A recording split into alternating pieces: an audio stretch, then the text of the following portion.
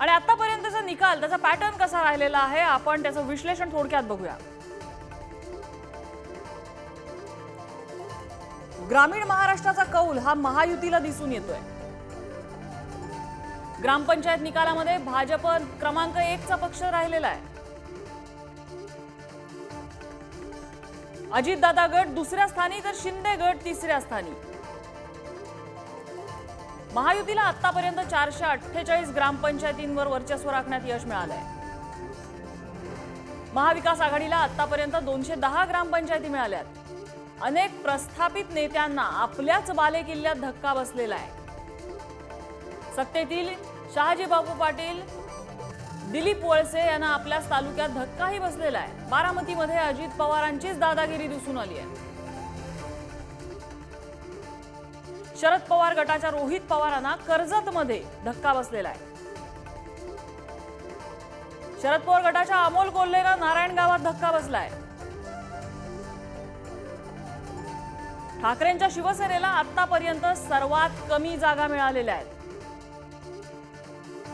काँग्रेस आणि शरद पवार गटाची अतिशय सुमार कामगिरी दिसून आलेली आहे। आणि ज्ञानेश्वर चौतमल आपल्या सोबत आहेत। ज्ञानेश्वर, एकूणच हा निकालाचा जर पॅटर्न बघितला तर ज्या पक्षांमध्ये फूट पडलेली आहे आणि जे पक्ष फुटून सत्तेत गेलेले आहेत त्यांचा परफॉर्मन्स चांगला राहिलेला आहे, आणि मूळ पक्ष जे दावा करत होते की आम्हीच मूळ पक्ष, त्या पक्षांची कामगिरी मात्र काहीशी असमाधानकारक राहिलेली आहे।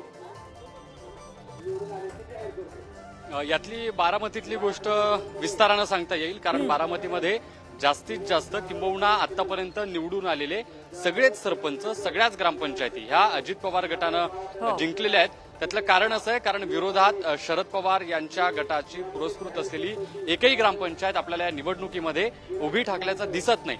याचं कारण असं आहे की जेव्हापासून अजित पवार हे सक्रिय राजकारणात आले तेव्हापासून शरद पवार यांनी सगळी जबाबदारी स्थानिक पातळीवरची किंवा बारामतीतली पक्ष संघटनेतली ही अजित पवारांकडे दिलेली होती। पक्षफुटीनंतर शरद पवारांनी आतापर्यंत गाव पातळीवरती लक्ष दिलं नाही।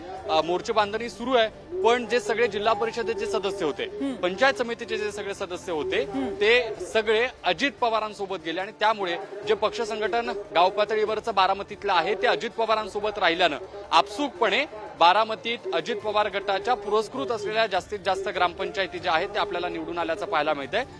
शरद पवार गटाच्या राष्ट्रवादीच्या एकाही सरपंचाला अर्थात तशा पद्धतीची मोर्चे बांधणी न केल्यामुळे विजय मिळवता आला नाही, किंबहुना अशा पद्धतीची निवडणूकच झाली नाही। भाजपचा एक बारामतीमध्ये सरपंच निवडून आलेला आहे, मात्र पॅनल अजित पवार गटाचा निवडून आलाय, अशा पद्धतीची परिस्थिती आहे। आपण जर विचार केला तिकडे इंदापूर असेल, त्यासोबतच शिरूर असेल, या सगळ्या वेगवेगळ्या तालुक्यांमध्ये जास्तीत जास्त जर आपण कल पाहिला असेल तर तो आपल्याला अजित पवार गटाच्या राष्ट्रवादीकडे पाहायला मिळतो। अर्थात जो पक्ष फुटून बाहेर गेला त्यांना जास्तीत जास्त मोठा विजय मिळवता आलेला आहे, असं एकूण म्हणजे चित्र असं दिसतंय की जी बारामती शरद पवारांची असा दावा केला जात होता, त्या बारामतीमधलं पक्ष संघटन हे अजित पवारांनी आपल्या बाजूने कसं घट्ट बांधून ठेवलं हे या निकालांमधून स्पष्ट दिसतंय।